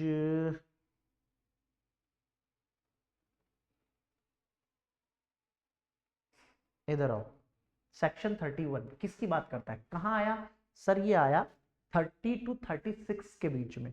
तो सेक्शन जो 31 है, ये सेक्शन है 31, क्या कहता है, सेक्शन कहता है सर रिसिप्ट रिपेयर, मैं बस वैसे एक बार लिंक करवा रहा हूं, चीजें दिखा रहा हूं। Repair and insurance of plant and machinery and furniture, ये प्लांट एंड मशीनरी फर्नीचर की बात करता है बाबूजी। और सेक्शन 30 जो बात करता है वो बिल्डिंग की रिपेयर की बात करता है। सेक्शन 31 प्लांट एंड मशीनरी के रिपेयर की बात करता है। That means 30 to 36 specifically deal करेगा। 37 जो सेक्शन है ना वो इन जनरल है। दैट मींस जो 30 टू 36 नहीं आया ना उसको 37 में ले जाओ और खर्चा अलाउ करवा दो इन जनरल। कैसे अभी देखते हैं। 37 आपका कह के चलता है कि 37 जो सेक्शन है वो बताता है कि आपका कोई भी खर्चा हो वो पर्सनल नेचर का खर्चा नहीं होना चाहिए, पहली बात। ठीक है जी, वो खर्चा आपका सेक्शन 30 टू 36 में नहीं होना चाहिए, क्योंकि 30 टू 36 में जो भी खर्चे हैं वो स्पेसिफिकली दिए हुए हैं, वो तो उस रिस्पेक्टिव सेक्शन में। अब रिपेयर ऑफ बिल्डिंग उसका अलग सेक्शन दिया है, रिपेयर ऑफ मशीनरी उसका अलग सेक्शन दे दिया 31। तो रिपेयर ऑफ मशीनरी 37 में मत करना, जनरल क्लोज है, जर्नल क्लोज है, उसके लिए उन्होंने अलग से सेक्शन दे दिया, आप उसको पढ़ना जाके, तभी खर्चा उस हिसाब से अलाउ करना। 37 किसका, जो किसी का नहीं वो 37 का, जो किसी का नहीं वो 37 का।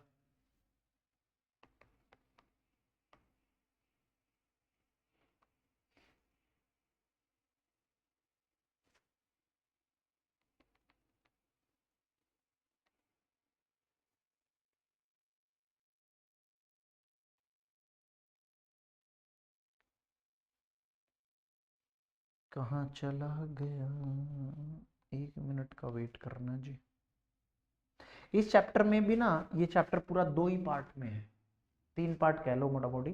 सर कौन कौन से, एक आपका 32 सेक्शन डेप्रिसिएशन, ये चैप्टर पूरा टुकड़ों में बैठा हुआ है। एक 37, एक 35 साइंटिफिक रिसर्च और वो अगले सेक्शन 35 एडी स्पेसिफाइड रेजोनेंस। तो ये चैप्टर ना 2 सेक्शन के अराउंड इर्द गिर्द घूमेगा, 32 और 35। बाकी चुन्नू मुन्नू छोटे मोटे कॉन्सेप्ट, बाकी चुन्नू मुन्नू है, बस 2 सेक्शन इंपॉर्टेंट है इसके, बाकी वो वाले भी इंपॉर्टेंट है। जो 44 ADA है वहां से भी वो ज्यादा पूछता है।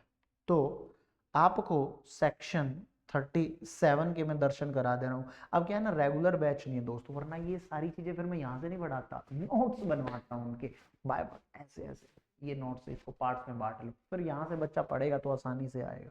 बट क्या करें आप, time concentrate, journal reduction, that means जिसका कोई बाप नहीं उसका सेक्शन 37 बाप है। 30 टू 36 स्पेसिफिकली जाना है तो स्पेसिफिकली में चले जाओ, नहीं तो 37 में आ जाओ। 37 क्या कहता है बाप, 37 डिस्कस करके चलता है कि पेज नंबर निकाल लो 8.25 पे, वो कह के चलता है कि कोई भी खर्चा आपका पर्सनल नेचर का नहीं होना चाहिए, सेक्शन 30 टू 36 में नहीं होना चाहिए। बिजनेस पर्पज के लिए वो खर्चा होना चाहिए, बिजनेस पर्पज के लिए वो कोई भी खर्चा कैपिटल एक्सपेंडिचर नहीं होना चाहिए। दैट मींस अगर खर्चा हुआ कैपिटल नेचर का, मतलब आपने कोई मशीनरी खरीद ली, आप उसको डायरेक्टली 37 में लेके ये नहीं कह सकते 37 में मैं डेबिट कर देता हूं पीएनएल में, नो, क्योंकि वो कैपिटल नेचर का खर्चा, कैपिटल नेचर का खर्चा कभी अलाउ होता ही नहीं है पीएनएल में, उसका तो क्या मिलता है, डिप्रिसिएशन। ठीक है, ठीक है जी।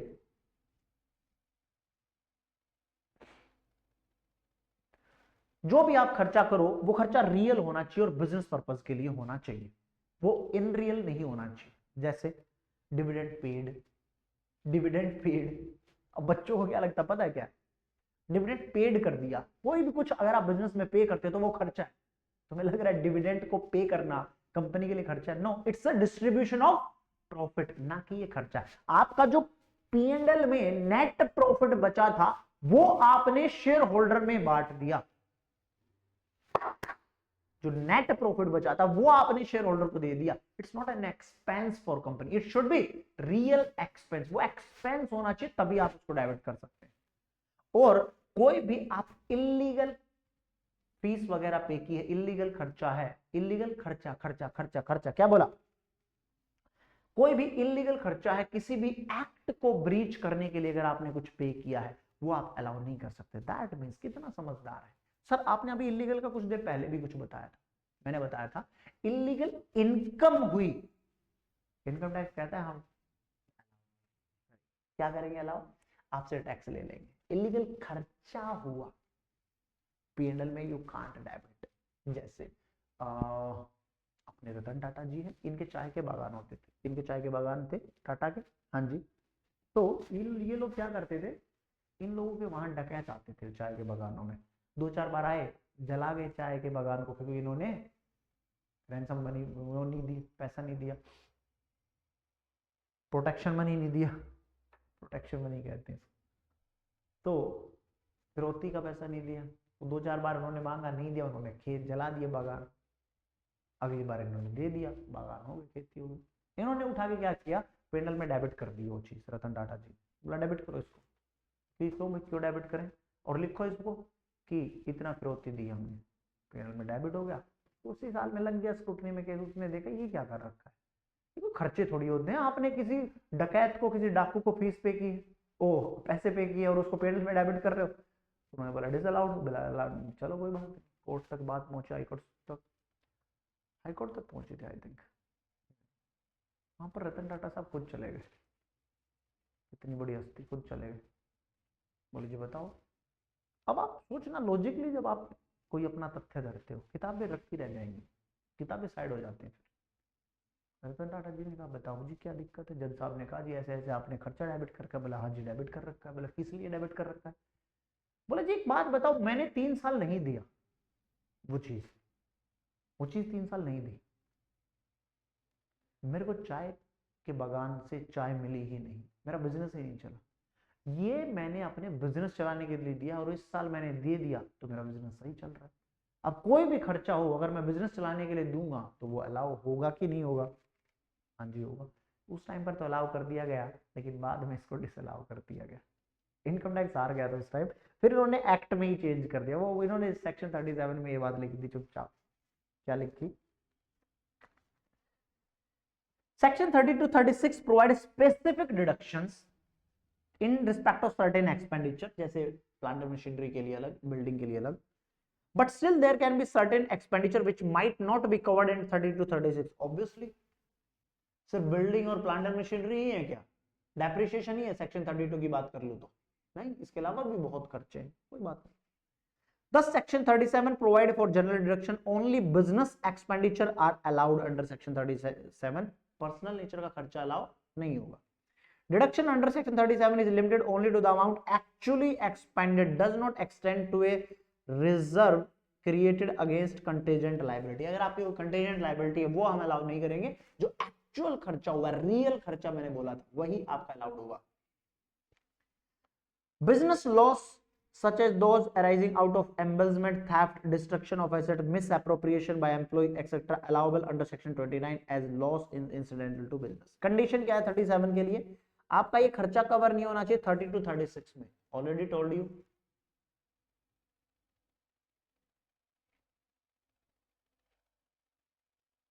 क्या हो रहा है, not a capital expenditure, capital expenditure के लिए आपको खर्चा नहीं मिलेगा, उसका depreciation you can claim. incurred in the previous year, it must be incurred after the business was set up, obviously business setup होने के बाद होना चाहिए। ये आपका खर्चा पर्सनल नेचर का नहीं होना चाहिए, लीगल पर्पज के लिए होना चाहिए, नहीं कि आप इलीगल कोई पेमेंट कर रहे हैं। Example of expenditure salary, telephone, festival expense, advertisement, ये खर्चे ही आपको अलाउड होंगे, बाकी अलाउड नहीं होंगे।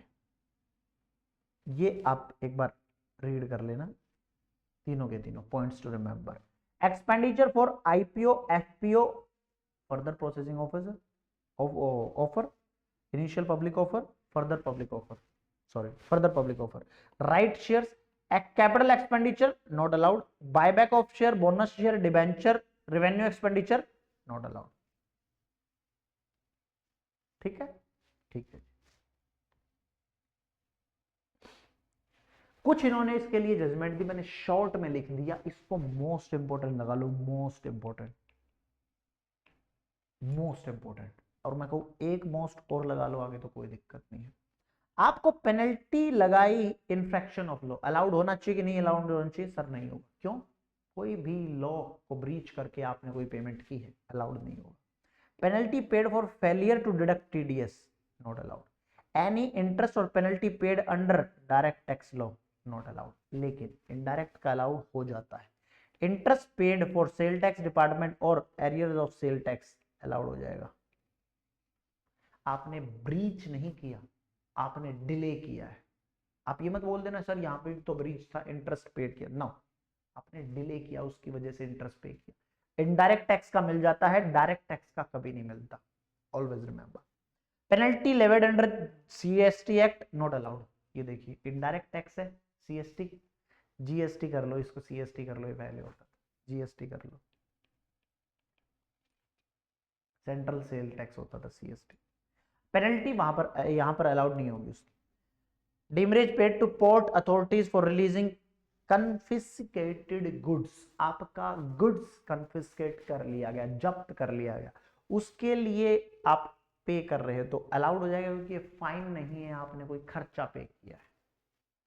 पोर्ट पर कई बार सामान जब्त हो जाता है किसी भी कारण से, आपने कुछ गलत किया, आपने कुछ इलीगल कर दिया, आपने कुछ लेट्स सपोज डिलेबिलिटी फाइल कर दी, तो उससे कई बार जब्त कर लेते, तो उसके लिए कुछ फीस पे करनी पड़ती है उसको छुड़वाने के लिए। Interest paid under PF act allowed हो जाएगा। Penalty paid by employ contractor for non completion of contract within stipulated time allowed as it not a fine but paid for infraction of. Some important circulars हैं। Expenditure incurred on keyman insurance policy, premium paid on the keyman insurance policy is allowable as business expenditure, क्योंकि जब ये income आती है तो PGB में इसको income भी कंसीडर किया जाता है, तो इसके खर्चे भी कीमैन इंश्योरेंस पॉलिसी के अलाउड होंगे। जिसके इनकम कंसीडर किया उसके खर्चे भी अलाउ करने पड़ेंगे। Expenditure incurred on CSR not deemed to be incurred for business not deductible, जब भी आप सीएसआर कॉर्पोरेट सोशल रिस्पॉन्सिबिलिटी पर खर्चे करते हो वो नॉट अलाउड होता है। ऐसा क्यों? क्योंकि उनको क्या पता आप किस लिए खर्चा कर रहे हो, क्या पता आप कैश में वापस लेते हो, तो वो अलाउड नहीं होता है। Expense incurred for providing freebies to medical practitioner, most important, मैंने आपको यही एग्जांपल दिया था। expense incurred in providing freebies to medical practitioner, any expense incurred in providing freebies to medical practitioner is a violation of the provision of Indian Medical Council Regulation Act 2002. Thus the value of freebies enjoyed by aforesaid medical practitioner professional association is also taxable as business income or IFS। एक बार मिली तो IFS, अगर उसको बार बार मिल रही है तो वो कहां tax हो जाएगी? पीजीबीपी में। यस और नो बोलो, यस और नो? चलिए ये आपकी अमेंडमेंट है, आप फाइनेंस एक्ट 2022 की अमेंडमेंट क्या कहती है? Expenditure for any offence or prohibited purpose not allowed. आपने किसी ऑफेंस किया, उसके लिए कोई खर्चा कर दिया लॉ में, या किसी प्रोहिबिटेड पर्पस, ये नहीं करना था फिर भी वो आपने कर दिया, उसके लिए आपसे पैसा वसूला जा रहा है, आप उसको खर्चे में डाल सकते हो? No, you can't. Scope of expenditure of any offence or prohibition purpose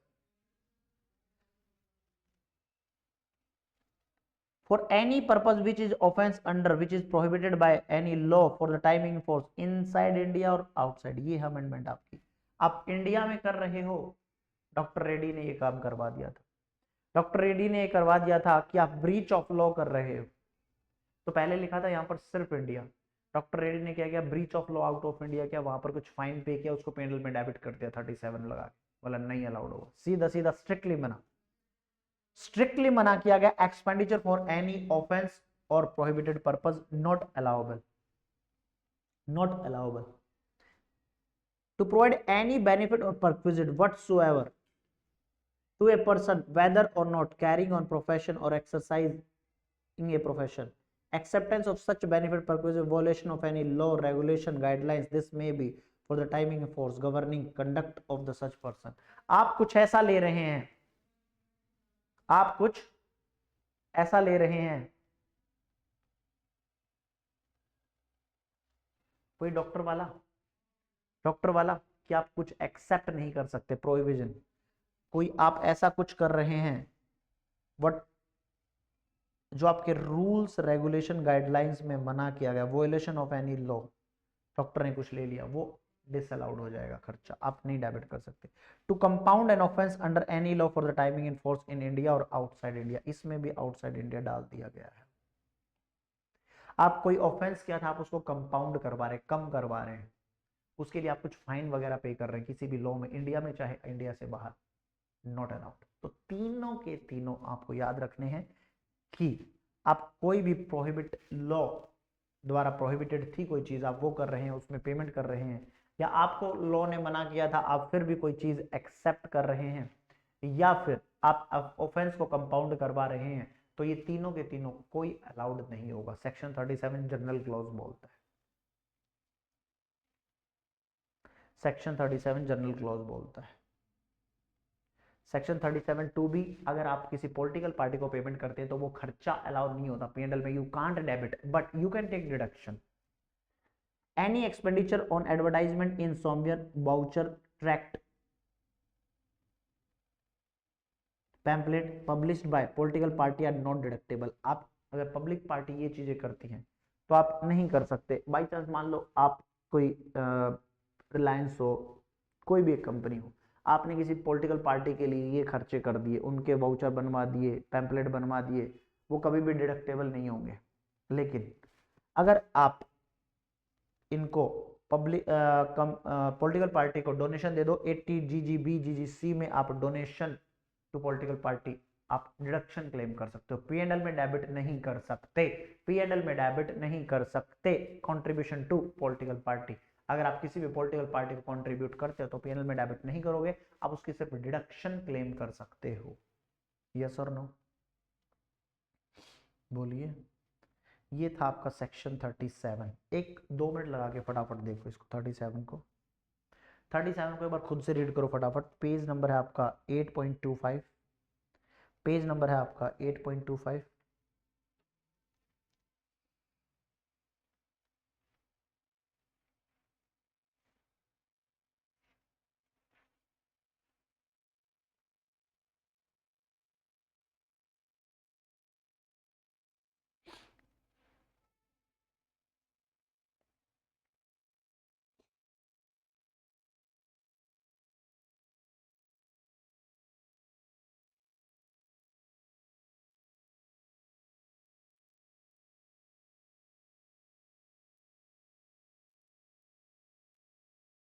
दो मिनट लगा के सारा रीड करो एक बार।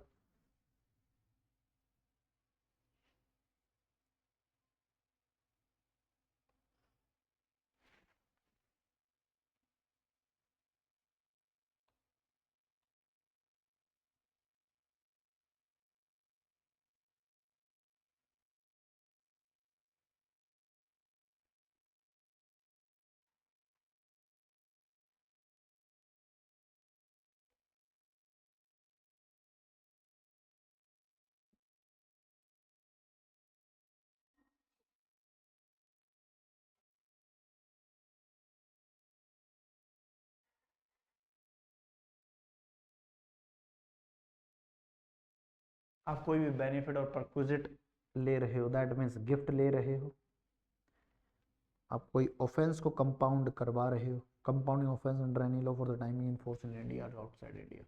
तो जो आउटसाइड इंडिया वाले हैं ये अमेंडमेंट्स हैं, तो इनको थोड़ा सा ज़्यादा तवज्जो दी जाए। Contribution to political parties you can't claim as deduction but you can take deduction. CSR expenditure not allowed to debit in P&L account। हाँ जी, बोलिए। अब मैं आपको ना एक मोटा मोटी लिस्ट तैयार करवा देता हूँ इस सेक्शन के बिहाफ पर, करवा दूँ कि ये खर्चे अलाउड होंगे। देखिए 30 to 36 तो स्पेसिफिकली डील करते हैं, लेकिन जो जनरल खर्चे हैं, जो वो आपसे आज तक एग्जाम में जितनी बार भी पूछा गया है, वो सारे मैं नोट डाउन करवा दूँ, बस दिमाग में उसको छाप लेना।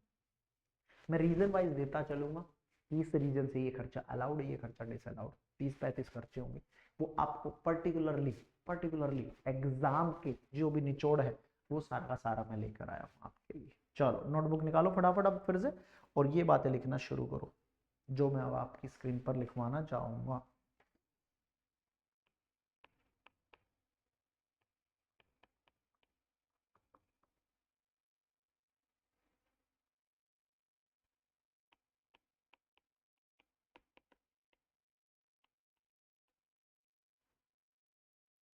सबसे पहले हम लिखेंगे एक्सपेंडिचर अलाउड जितने भी हैं।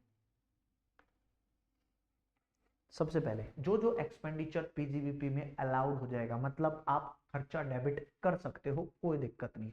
एक्सपेंडिचर डिसअलाउड का मतलब आप खर्चा डेबिट नहीं कर सकते, you have to add back in profit and loss as per P&L account. जो भी P&L अकाउंट का प्रॉफिट दिया रहेगा उसमें ये वाले खर्चे आपको हमेशा ऐड बैक करते रहने पड़ेंगे। इनमें आपको कुछ नहीं करना, सिंपल देखना है, अरे ये तो अलाउड होता है, इसको क्या करना, छोड़ दो उसको, वहीं छोड़ दो, ठीक है। ठीक है जी, चलो नंबर 1 सैलरी टू स्टाफ। हाँ सर ये तो अलाउड है, डिफिकल्टी लेवल बढ़ता जाएगा धीरे धीरे। Advertisement expense,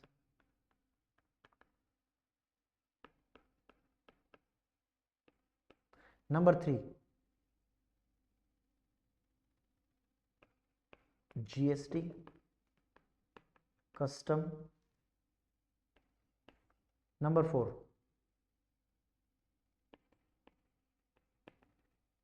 Puja Archana,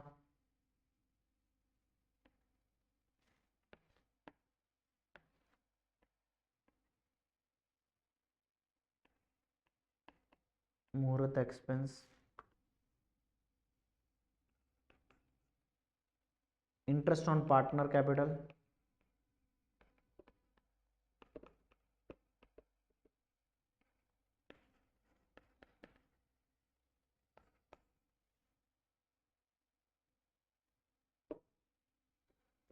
listing fees to recognise stock exchange,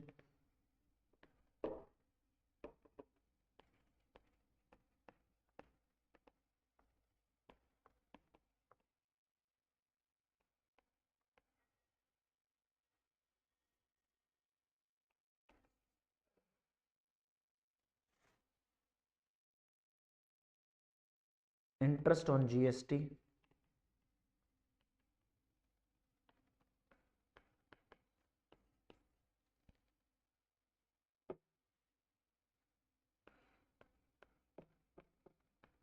software expense, business related software आप खरीद रहे हैं,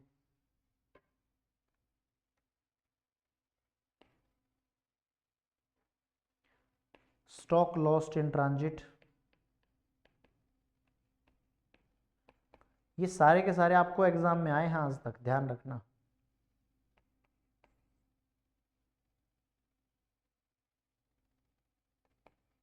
आप आरओसी को कोई पेमेंट कर रहे हैं अंडर कंपनी एक्ट,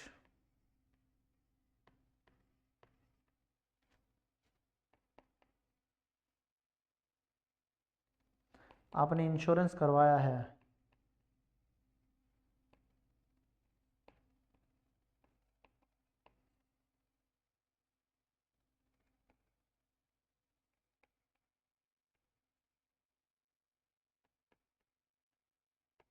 स्टॉक वगैरह का इंश्योरेंस लिया आपने,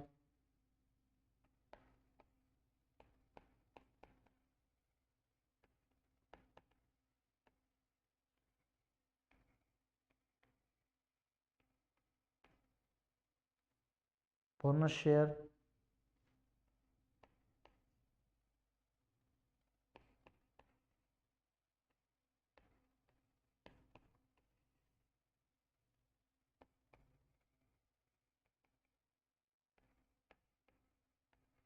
कोई चोरी हो गई आपकी, खर्चा अलाउ हो जाएगा।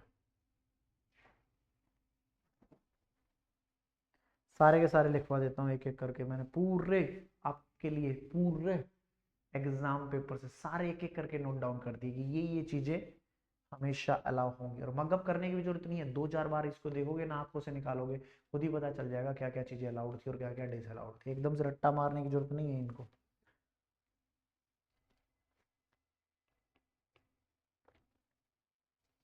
MOA,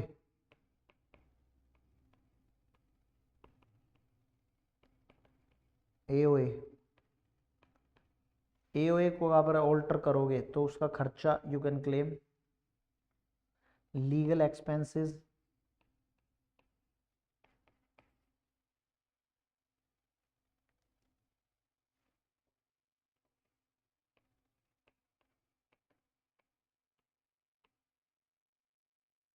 foreign currency exchange loss,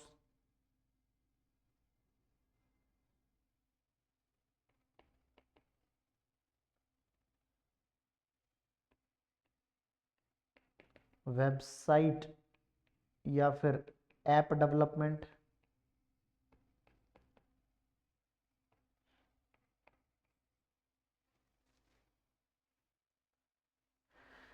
royalty आप पे कर रहे हो, कमीशन आप पे कर रहे हो, फ्रेंचाइजी फीस आप पे कर रहे हो, सब allowed.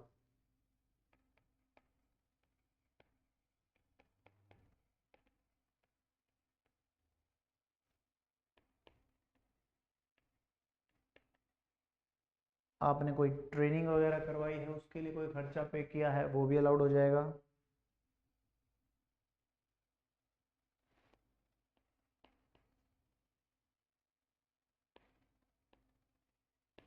Employer contribution in employ welfare fund, ये तो ऑब्वियसली अलाउड होगा, विद इन टाइम लिमिट करवाना पड़ेगा बट। और लास्ट है आपका expenditure on purchase of, expenditure on purchase of second hand, मैंने पूरी लिस्ट बना रखी थी इसकी, सारी आपको लिखवा दी है। Expense on purchase of second hand plant and machinery,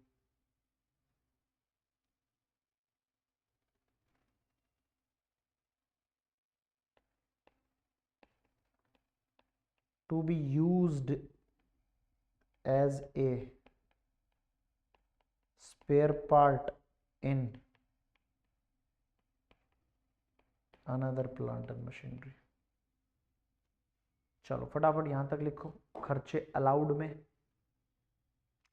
expense allowed में कौन कौन से हैं, सारे लिखवा दिया आपको।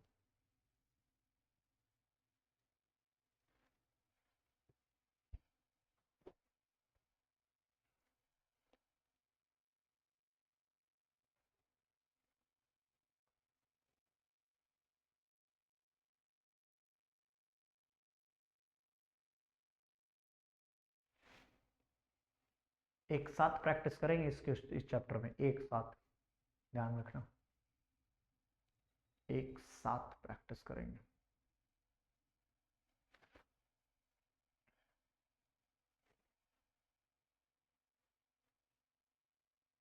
डिसअलाउड में आओ, अब जो छूट गया उसको साथ साथ लिखते रहना। डिसअलाउड में फिर से चलते हैं। अब मुझे बताओ, क्या मैं प्रोप्राइटर को सैलरी अलाउड करूंगा, खुद को खुद की salary? No sir. Salary to proprietor, dividend paid, sir obviously ये तो प्रॉफिट का बंटवारा है, खर्चा थोड़ी है। Interest on non capital,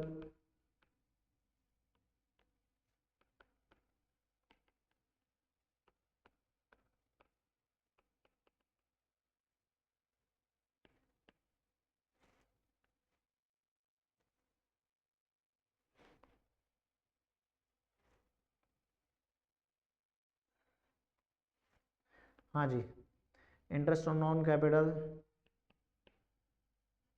drawings हैं तो आपकी वो भी खर्चा नहीं होता। फाइन अगर आपने कोई भरा है तो वो भी अलाउड नहीं होगा।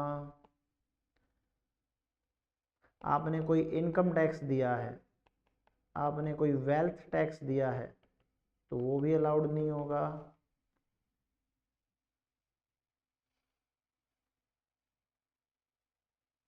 आपने कोई पेनल्टी पे की है,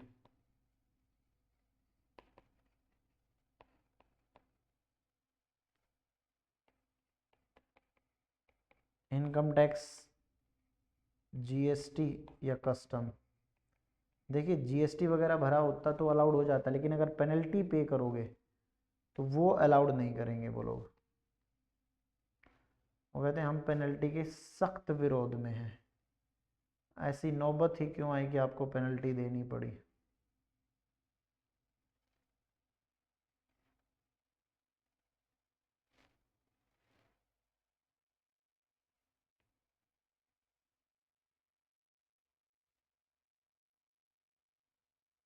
हाँ जी, आप कोई इंटरेस्ट पे कर रहे हैं इनकम टैक्स में,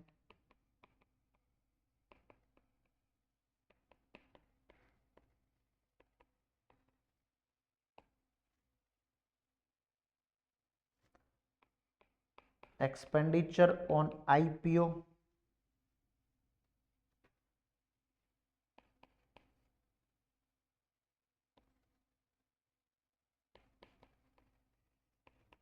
alteration of MOA.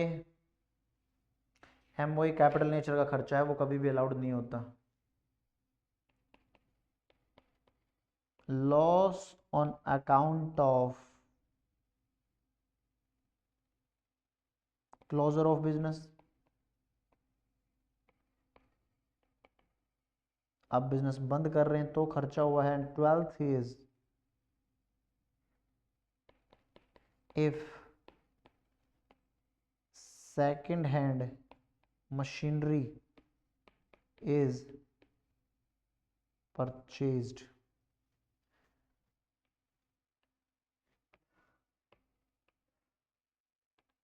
if second hand machine is purchased not used as a spare part in another big machine। चलो एक एक करके मैं डिस्कस करूंगा। पहले मैं डिस्कस कर लूं, आप फिर बाद में उतार लेना आराम से। कर लूं? चलो पहले एक बार मैं वीडियो दिखा देता हूँ, जहां जहां उतारना वहां वहां पॉज करते चलना और उतारते चलना, ठीक है? मैं धीरे धीरे इसको स्क्रॉल कर रहा हूँ, फिर मैं सबको समझाऊंगा। पॉज कर देना वीडियो को 2 मिनट के लिए, जिधर भी आपको उतारना हो।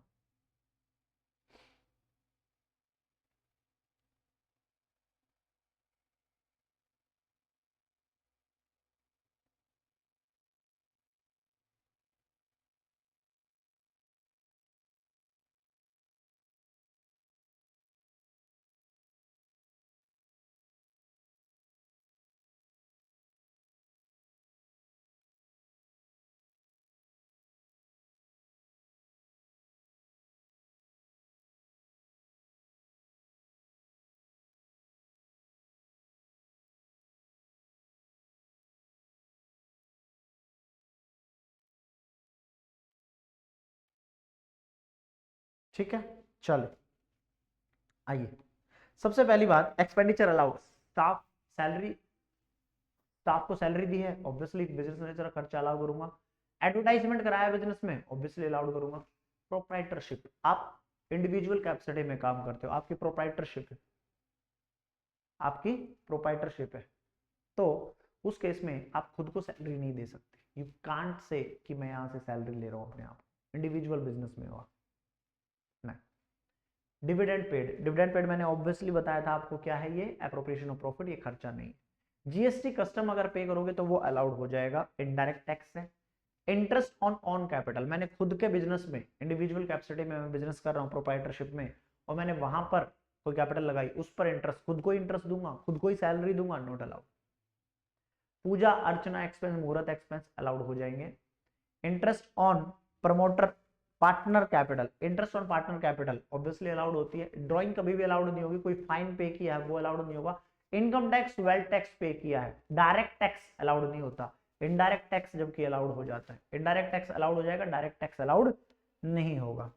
Listing fees pays to recognise stock exchange, obviously allowed हो जाएगा, रेवेन्यू नेचर खर्चा। इंटरेस्ट ऑन जीएसटी अलाउड हो जाएगा।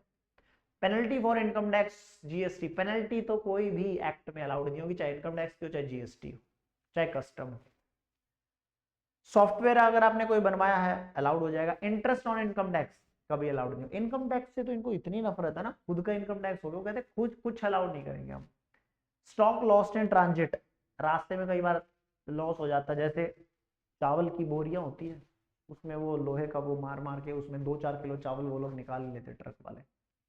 या फिर सबसे बढ़िया तरीका क्या करते हैं लोग, अगर दारू की पेटियां जा रही है, अल्कोहल, तो क्या करेंगे, बीच में ट्रक को रोकेंगे, आराम से टेप हटाएंगे पेटी के ऊपर से, एक बोतल का यहाँ से गर्दन से, गर्दन मतलब बोतल की गर्दन से करेक्ट करेंगे, पूरी बोतल खाली, उसमें पानी सा गिरा देंगे, बोल देंगे टूट गई रास्ते में, बाहर आके हो गई। Stock lost in transit allowed हो जाएगा। Expenditure on IPO, initial public offer, not allowed. ROC payment, अगर आप कंपनी एक्ट में कोई पेमेंट कर रहे हैं वो अलाउड हो जाएगी। Allotment alteration of MOA, MOA आपका लॉन्ग टर्म चलता है, मेमोरेंडम ऑफ एसोसिएशन आपका लॉन्ग टर्म इफेक्ट है, ये कैपिटल नेचर का खर्च है, शॉर्ट टर्म के लिए नहीं है। इंश्योरेंस फॉर स्टॉक और लॉस ऑफ प्रॉफिट अलाउड हो जाएगा। Loss on closure of business, अगर आप बिजनेस बंद कर रहे हो उसमें कोई क्लोजर हुआ, not allowed. Expenditure on issue of bonus share, अगर आप बोनस शेयर इशू कर रहे हैं उस पर कोई खर्चा हुआ है वो आपको अलाउड हो जाएगा। सेकेंड हैंड मशीनरी परचेज की नॉट अलाउड, खर्चा अलाउड नहीं होगा। अब इफ आपने किसी बड़ी मशीनरी का पार्ट नहीं बनाया, यहां पर एक खर्चा अलाउड है, expenditure on purchase of second hand plant and machinery to be used as a spare part of another plant and machinery. आपने कोई प्लांट एंड मशीनरी खरीदी और वो एक बड़ी प्लांट एंड मशीनरी का छोटा सा पुर्जा है, तो ये अलाउड हो जाएगा, आप नई प्लांट एंड मशीनरी में लगा रहे हो। Alteration of MOA, revenue nature का खर्चा है, एओए, एओए अलाउड हो जाएगा, एमओए का अलाउड नहीं होता। लीगल एक्सपेंस अलाउड हो जाएगा। Foreign currency exchange loss, fluctuation हो रहा है फॉरेन करेंसी में और आप एक्सचेंज करा रहे हो, लॉस अलाउड हो जाएगा। वेबसाइट या ऐप बनवाई अलाउड है। रॉयल्टी, कमीशन, फ्रेंचाइजी फीस पे की, ऑब्वियसली बिजनेस नेचर का खर्चा अलाउड हो जाएगा। अमाउंट पेड फॉर ट्रेनिंग, आप ट्रेनिंग करवा रहे हो एम्प्लॉय की, या employer contribution to employ welfare fund, सारा का सारा अलाउड हो जाएगा। इनको एक बार गो थ्रू करो फटाफट अभी, ठीक है। पार्ट 2 आएगा इस वीडियो का, आप उसमें आगे का हम कंटिन्यू करेंगे। चलो पार्ट 2 इसके बाद मिलते हैं आपसे पार्ट 2 में, तब तक यहां तक रीड करो फटाफट।